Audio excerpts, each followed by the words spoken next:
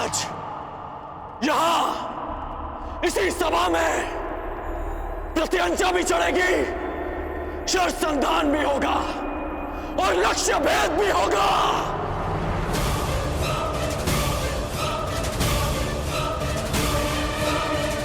मैं परशुराम शिष्य राधेकर ये लक्ष्य भेद स्वयं करूंगा।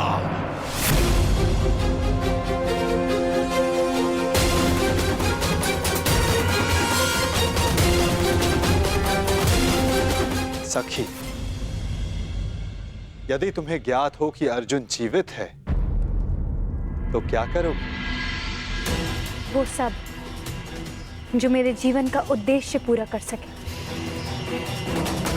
जो कि अर्जुन से विवाह के पश्चात ही संभव है। तो फिर देखो सखी, वो तीसरा वीर जो इस परीक्षण में सफल हो सकता है,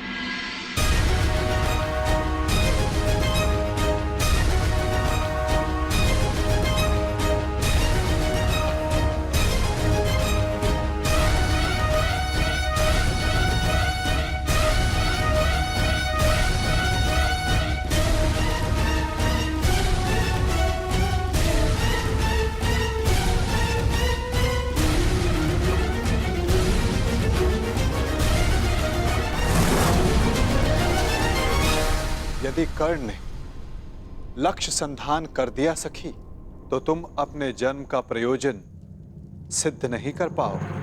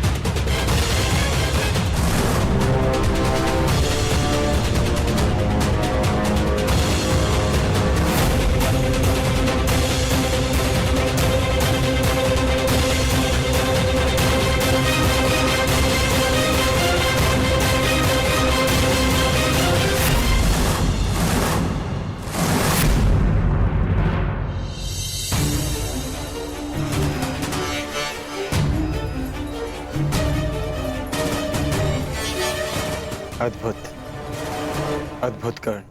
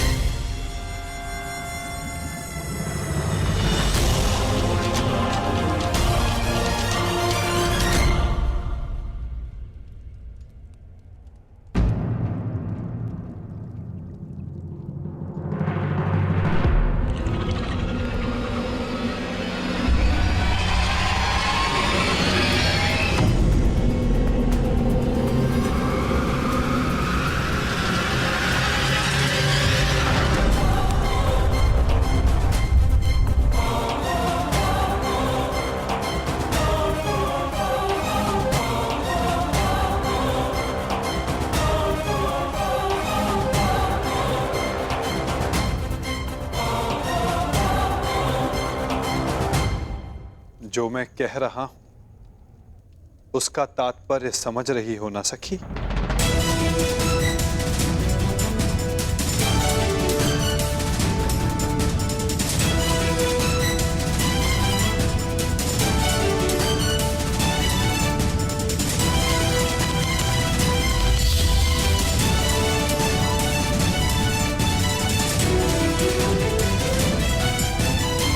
बिना देखे आपने लक्ष्य संधान कैसे किया? आपके नेत्रों में देखकर।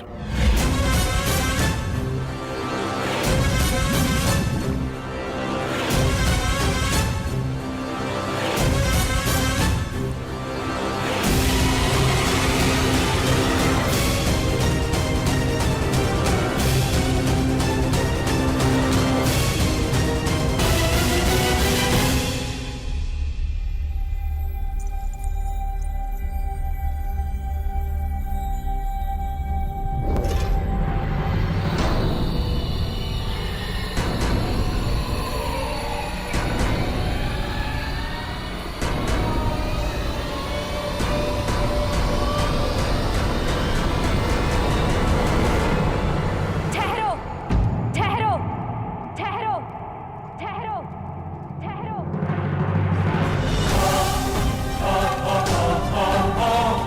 ये शर संधान नहीं होगा।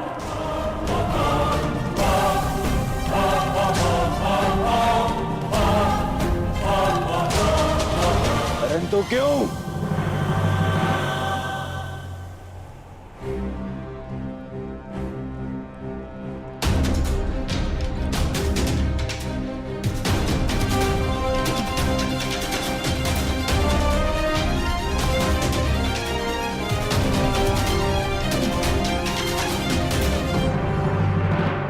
क्योंकि मैं एक सूत पुत्र से विवाह नहीं करूंगी।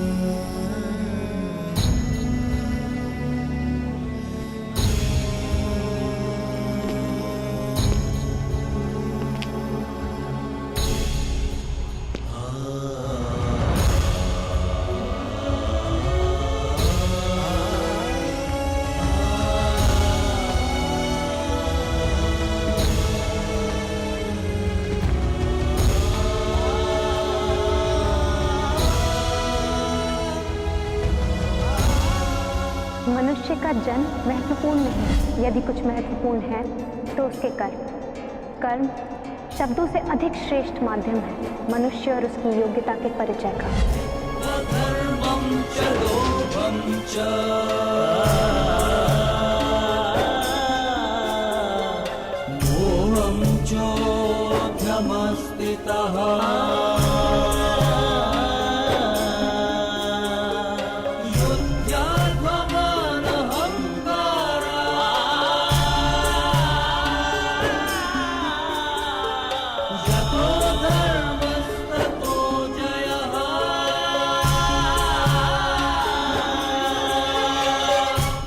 बधाई हो याज्ञसेनी, आज आपने सिद्ध कर दिया कि कभी कभी शब्द कर्म से अधिक श्रेष्ठ माध्यम होते हैं।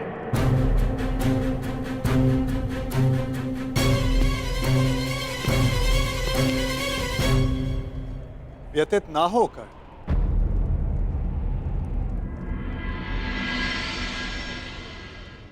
ये निर्णय स्वयंवरा का है और इस सभा में उपस्थित सभी को इस निर्णय का सम्मान करना चाहिए। बस।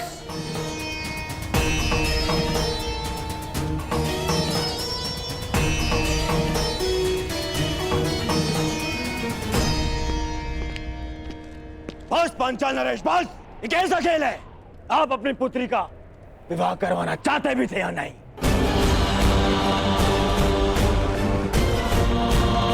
केवल अपने मनोरंजन के लिए आपने ये स्वयंवर रच लिया।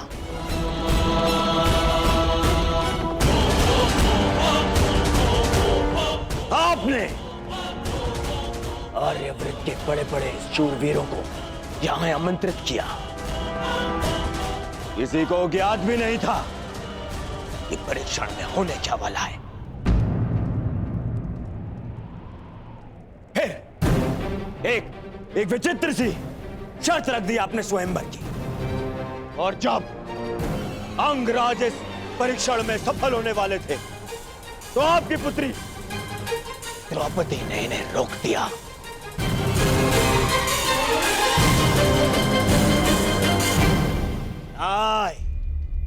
ये स्वयंवर नहीं है, छल है, छल।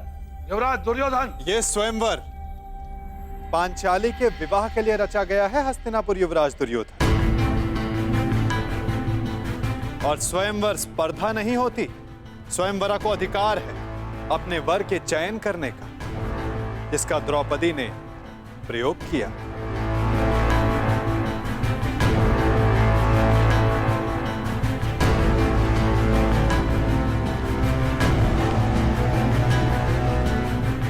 और रही बात छल की राजकुमार दुर्योधन, तो छल किसने किया, कहां किया, कब किया, उस विषय में कदाचित आप इस भरी सभा में बात नहीं करना चाहेंगे, है ना युवराज दुर्योधन?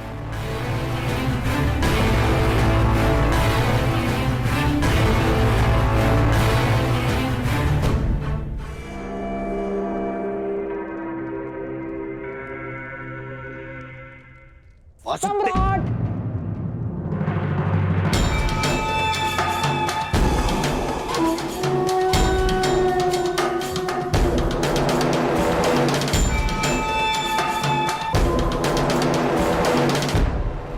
मैं यहां उपस्थित सभी राजवंशियों की ओर से कुमारी द्रौपदी के निर्णय का समर्थन करता हूं।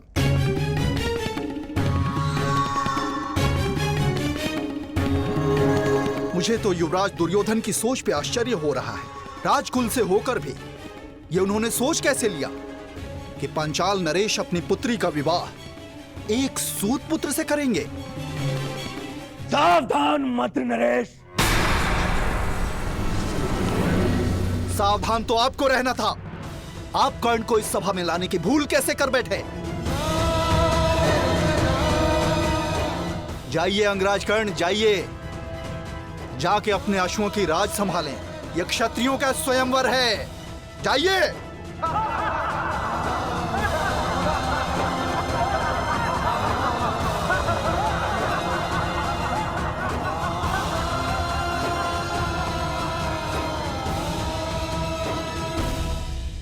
हाँ, हाँ, हाँ, मैं एक सूत पुत्र हूं।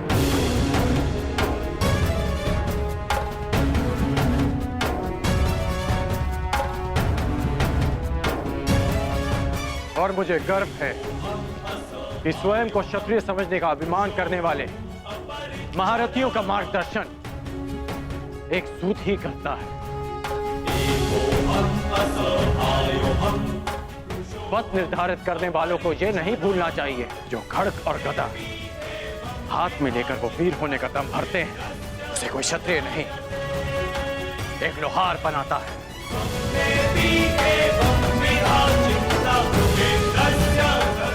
जो अन्न वो खाते हैं उसे किसान उपजाता है।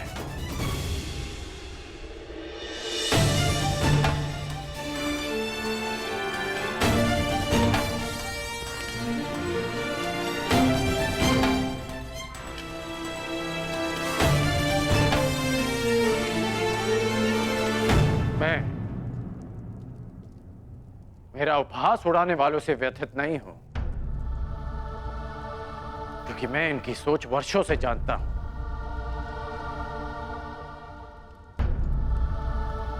आपसे निराश हूं, क्योंकि मुझे लगा कि आपकी सोच इनसे भिन्न है।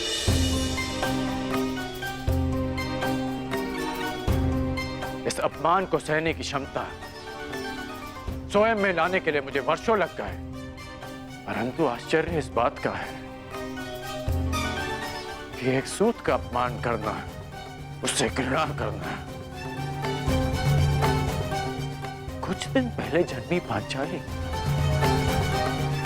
इतना शीघ्र सीख गए। कैसे?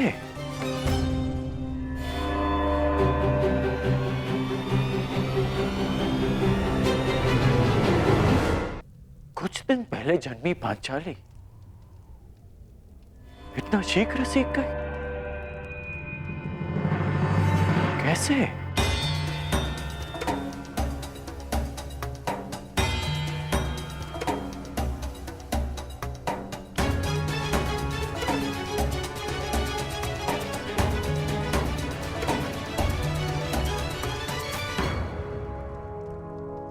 कुछ दिवस पूर्व किसी ने मुझसे कहा था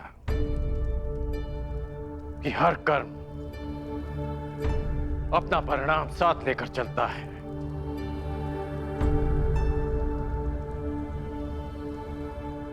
तो सुनिए याज्ञसेनी कि जो आज आपने मेरा अपमान किया, उस अपमान का परिणाम आपको अवश्य मिलेगा।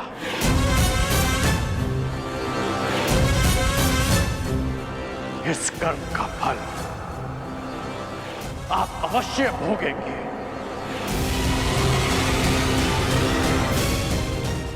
आपके शब्दों के गूंज का नाद जीवन भर आपको सुनाई देता रहेगा। स्मरण रहे।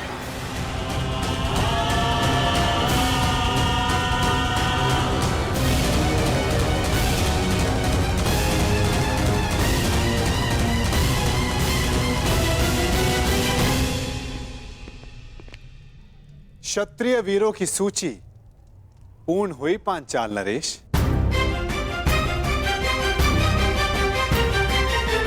प्रतीत होता है कि अब और कोई नहीं जो इस परीक्षा में सफल हो सके।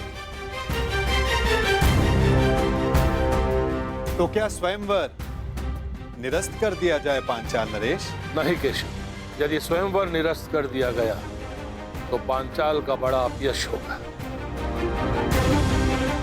कोई उपाय सोचिए।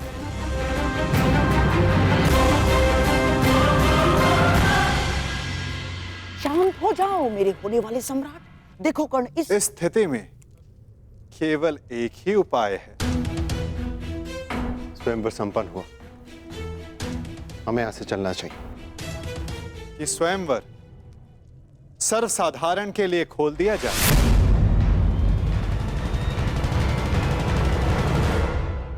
किसी को भी लक्ष्य भेद करने का अधिकार और अवसर दिया जाए।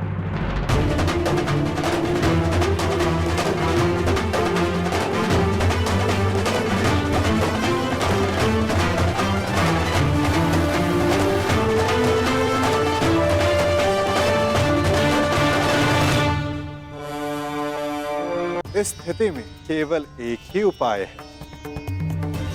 स्वयंवर संपन्न हुआ, हमें यहां से चलना चाहिए। कि स्वयंवर सर्वसाधारण के लिए खोल दिया जाए। किसी को भी लक्ष्य भेद करने का अधिकार और अवसर दिया जाए।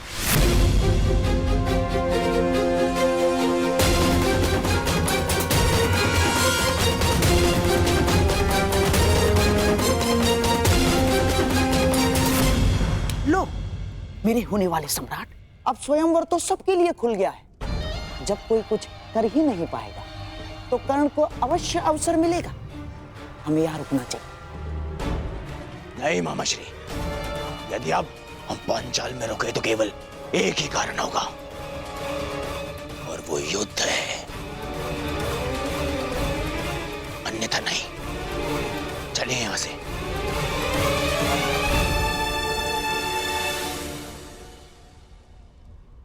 अब तो स्वयंवर सबके लिए खुला है, फिर भी कोई समक्ष नहीं आ रहा। क्या मेरी पुकार योद्धाओं तक नहीं पहुंच पा रही?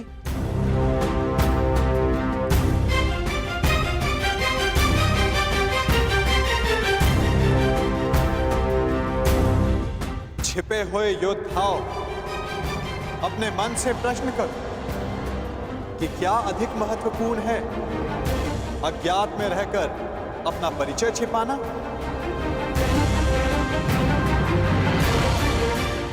पराक्रम से अपना अधिकार पाना, अपनी श्रेष्ठता सिद्ध करना? क्या कोई योद्धा नहीं जो ये लक्ष्य साध सके? क्या किसी की भुजाओं में बल नहीं? यदि है तो मैं उसका आवाहन करता हूं। अर्जुन, आगे बढ़ो।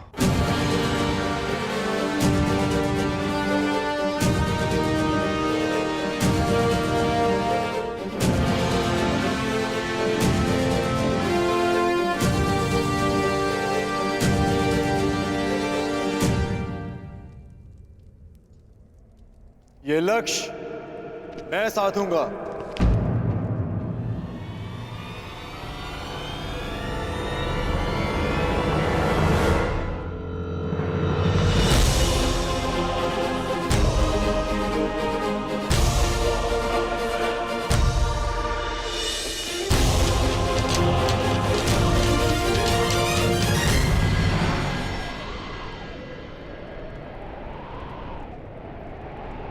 जब वो क्षण आएगा तुम्हें स्वयं अनुभूत हो जाएगा सखी।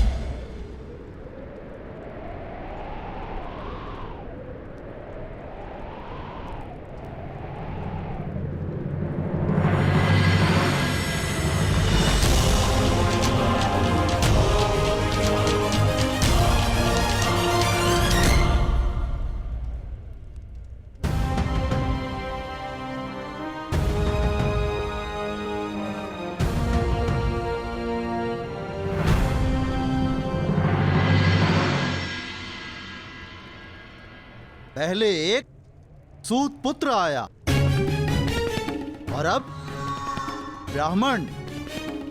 सत्य कहा था देवकी नंदन ने, ये स्वयंवर तो अविस्मरणीय रहेगा।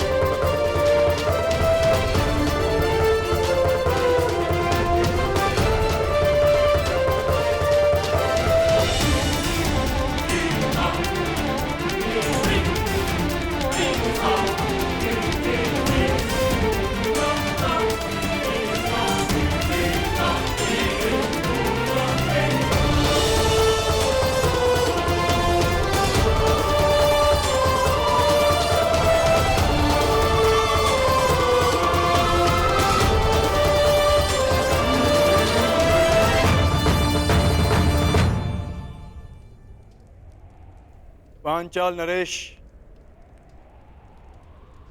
लक्ष्य संधान की अनुमति चाहूंगा। ब्राह्मण देवता, आप भूलवश यहाँ आ गए हैं। यज्ञशाला दूसरी ओर है और भिक्षादान द्वार पर हो रहा है। जाइए। सुना है ब्राह्मणों के श्राप में बड़ी शक्ति होती है। ऐसा ना हो कहीं इस मीन को श्राप देकर नीचे गिरा दें।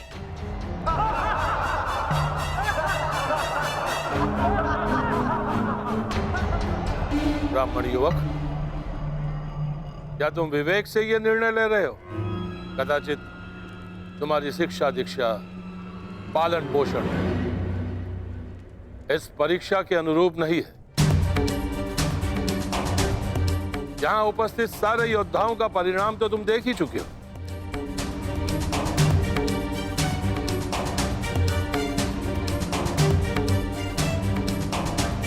मैं आपके विचारों से सहमत हूं पांचाल नरेश।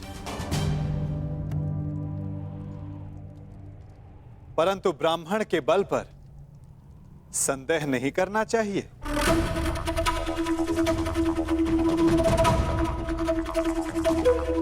मानसिक दृष्टता शारीरिक बल से अधिक प्रभावी होती है।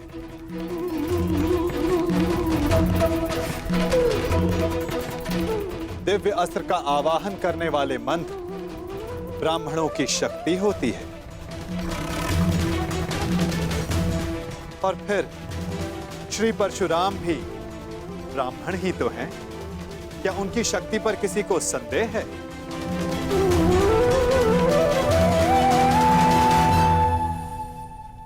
वासुदेव, इस युवक को अनुमति दिलाने के लिए इतना बल क्यों दे रहे हैं? छोड़ो ना मित्र, जितना अपमान सहना था सह लिया। अब यहां रुकने का कोई अर्थ नहीं। चलो यहां से। रुको, मैं ये देखना चाहता हूं कि यहां क्या होने जा रहा है। और जैसा कि मैंने पहले भी कहा पांचाल नरेश, ये स्वयंवर है। अंतिम निर्णय द्रौपदी का होगा।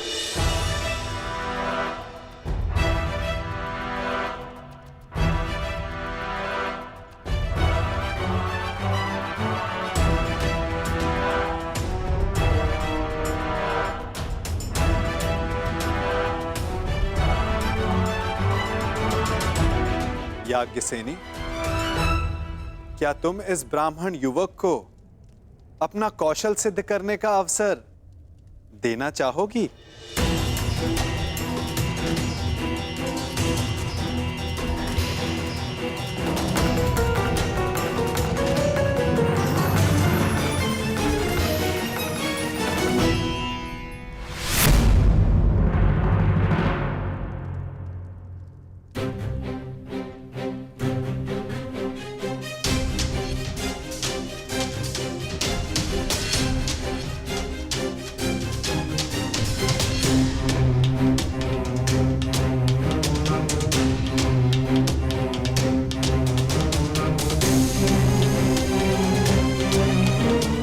ब्राह्मण युवक, तुम्हें अनुमति है।